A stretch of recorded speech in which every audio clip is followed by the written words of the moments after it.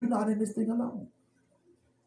I hear the Lord say, you're not in this thing alone. I keep saying, the Lord say, you're not in this thing alone. Because he said, I'm not going to let it last too long. You're not in this thing alone. I'm not going to let it last too long.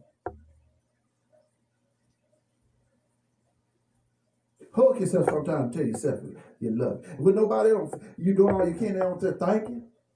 Don't worry about it. Hug yourself. They don't want to greet you, appreciate you. Hug yourself and say, I love me.